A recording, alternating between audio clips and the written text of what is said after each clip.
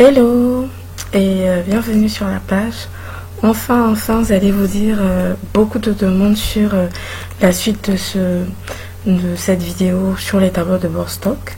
Alors on s'était arrêté là, on avait mis nos listes déroulantes, nos barres de défilement, nos sections et toutes nos connexions, également nos mises en forme conditionnelle. Et aujourd'hui c'est la dernière partie, on va terminer ensemble ce tableau de bord. Je vous remercie encore beaucoup pour votre soutien, pour le fait de commenter et de laisser des suggestions, poser des questions. On va continuer ensemble cette belle aventure. Alors on revient dans notre rapport, notre reporting, celui que nous voulons réaliser, il est là. Et jusque là on est bien avancé, on s'était arrêté là. Et on va continuer aujourd'hui avec le reste. Donc ce qui nous reste à faire, c'était de pouvoir mettre une mise en forme conditionnelle concernant tout le solde de stock de sécurité. Donc tout ce qui s'affiche ici en rouge concerne tous les éléments de stock pour lesquels le stock de sécurité, le stock qui est présent est inférieur au stock de sécurité. Et ici, il s'agissait pour nous d'indiquer également le stock restant, pour permettre au gestionnaire de stock de pouvoir visualiser pour chaque élément de stock selon le lieu, la zone dans laquelle nous avons ce stock là, le stock restant, et lui permet de pouvoir vraiment avoir une bonne gestion de son stock de sécurité.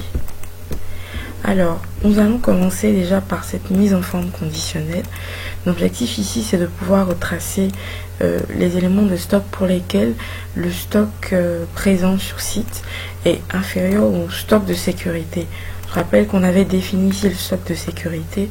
Il va dépendre du turnover de votre élément de stock. Plus le turnover sera long, moins vous aurez de stock normalement, moins vous aurez de stock en magasin. Donc ici, on vient ici. Il va s'agir pour nous de pouvoir indiquer pour tous les éléments qui vont s'afficher dans cette partie-là une règle. Donc nous allons aller utiliser nos mises en forme conditionnelles et cliquer sur nouvelle règle. Et nous allons utiliser une formule. Pour nous, il s'agira de dire que pour chaque fois que cette recharge-là, que le stock restant sera inférieur au stock de sécurité, nous allons avoir la fiche qui va la ligne, toute la ligne va s'afficher en rouge. Je sais, vous allez me dire, mais le stock restant n'est pas déterminé. Ne vous inquiétez pas, on y arrivera. Donc pour nous, ce sera vraiment à partir du stock restant pouvoir déterminer tout ça. Donc on va repartir ici, sélectionner la colonne où va s'indiquer le stock restant, et indiquer que sur ce mont, si ce chiffre est inférieur à notre stock de sécurité, alors nous voulons avoir une mise en forme particulière ici. Alors d'abord nous allons venir rechercher l'information ici, et nous allons sélectionner, utiliser la fonction recherche. Donc c'est cette fonction recherche V qui va nous permettre de pouvoir retrouver l'élément dont nous avons besoin ici.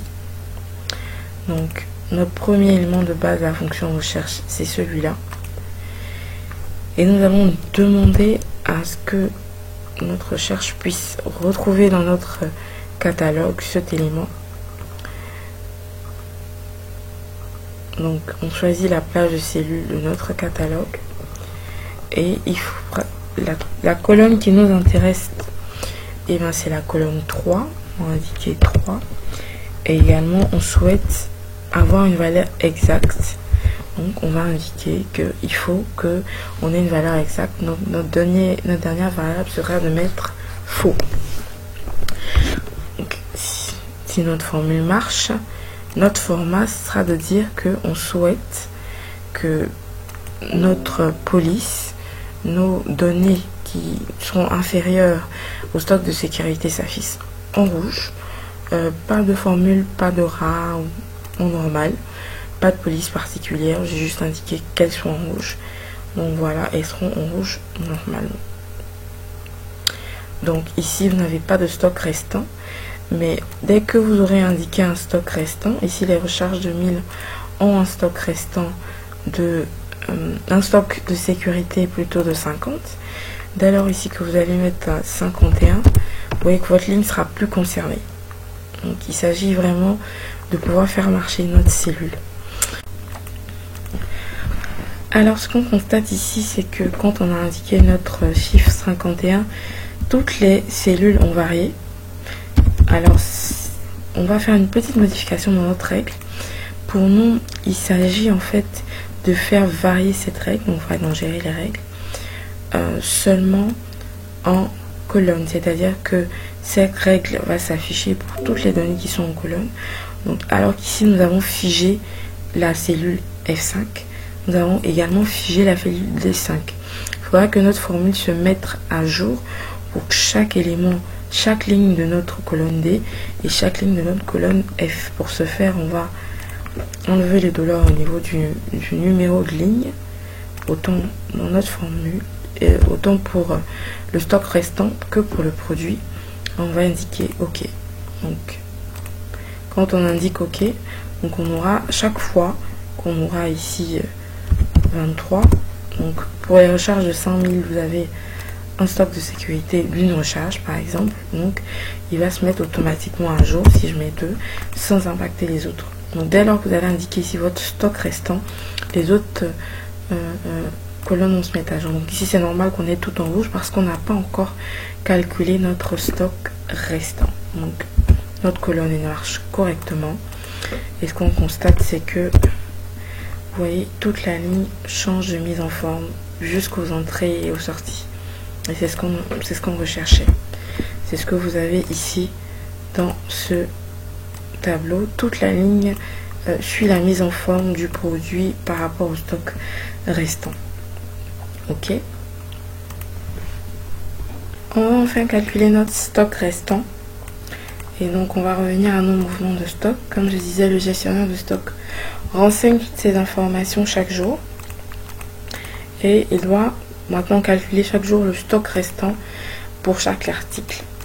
Ici, le gestionnaire de stock gère plusieurs zones et donc suit plusieurs produits également. Donc il faut vraiment pouvoir trouver le stock restant d'un produit pour une zone bien spécifiée.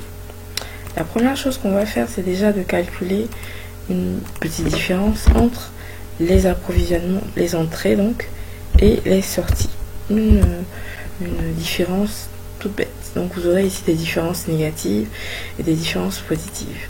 Donc pour nous, ce sera vraiment de pouvoir calculer, faire la somme de ces différences positives et négatives par zone pour pouvoir calculer le stock restant par zone et par produit.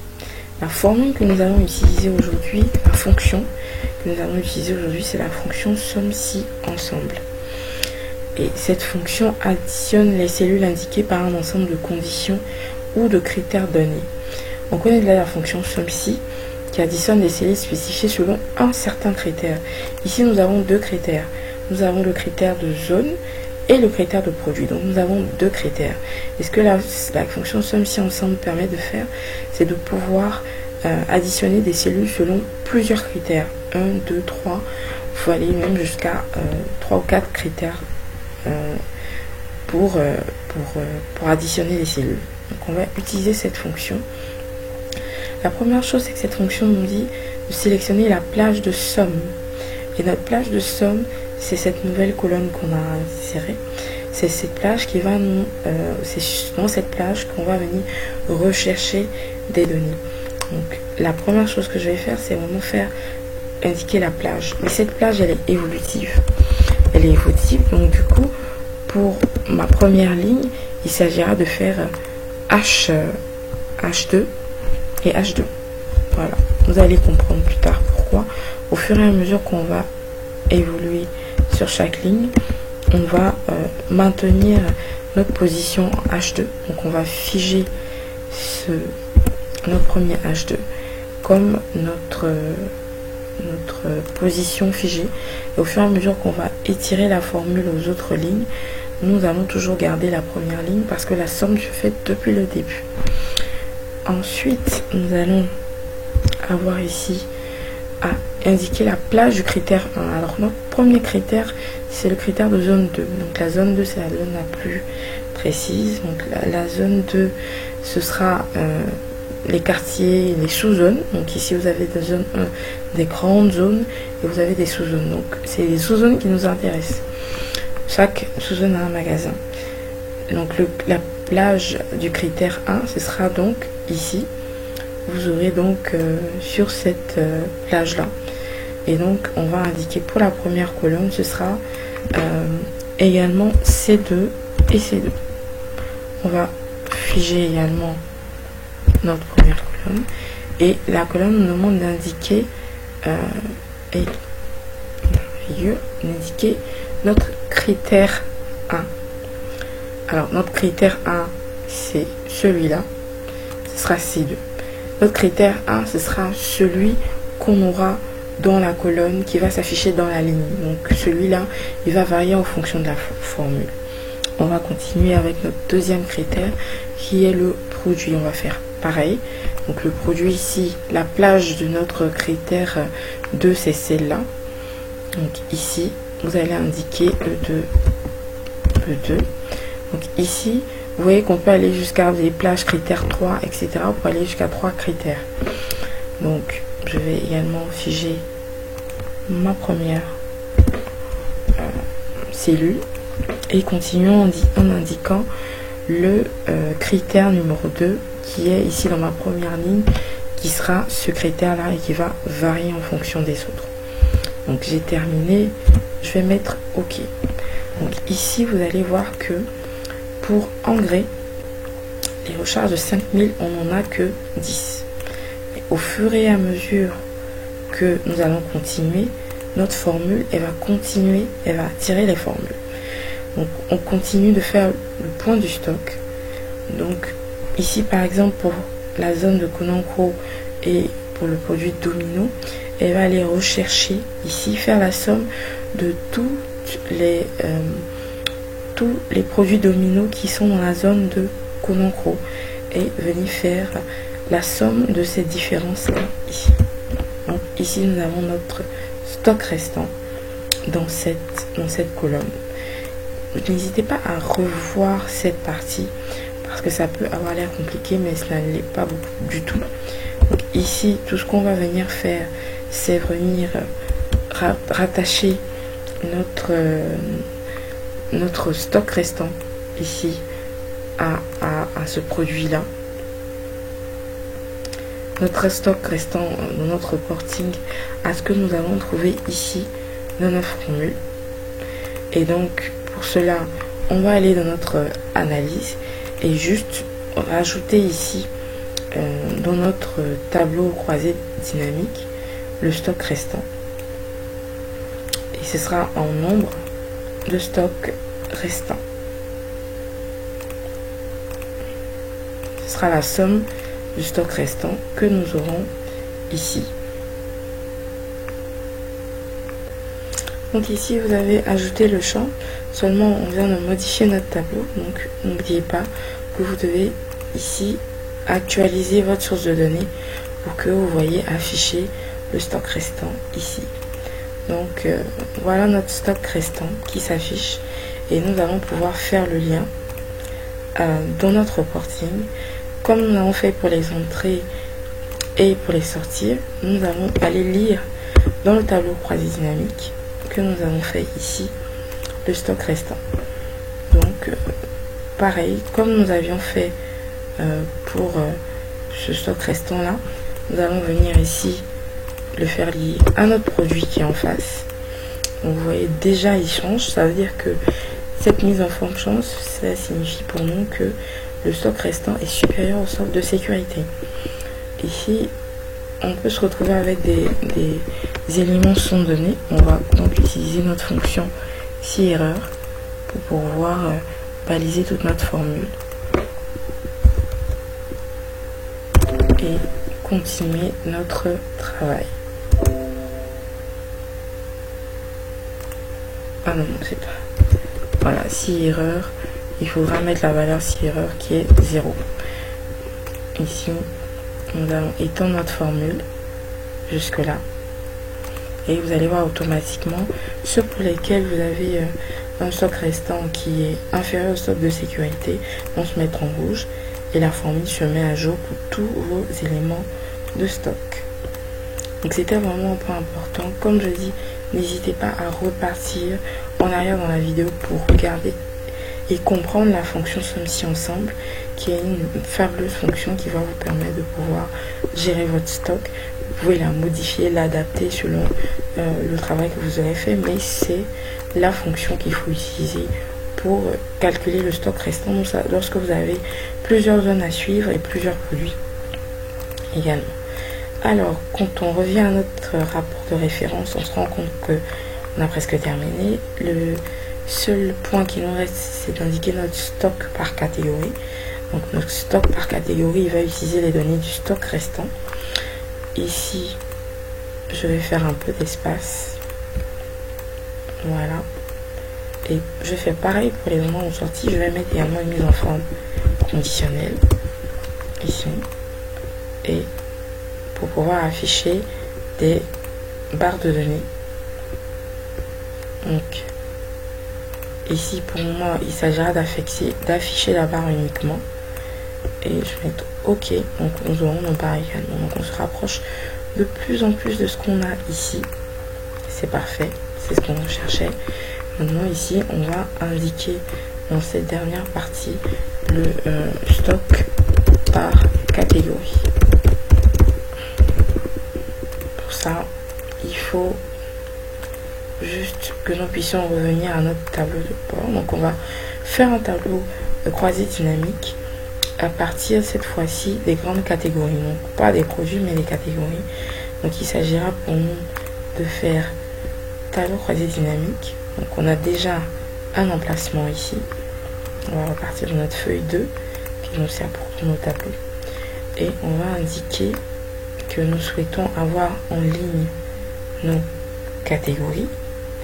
Et pour chaque catégorie, indiquer le stock restant. Donc, nous aurons ici nos catégories et le stock restant qui vont s'afficher. Donc, pour nous, il s'agira de pouvoir présenter tout ça sur la forme d'un graphique croisé dynamique. Et donc, le graphique croisé dynamique que nous avons fait, c'est un histogramme. Nous avons présenté ça sous forme d'histogramme, mais de barres. Donc, vous voyez ici que dans notre rapport de référence, c'est bien des barres. Donc, des barres qui sont horizontales, qu'on a utilisé pour présenter notre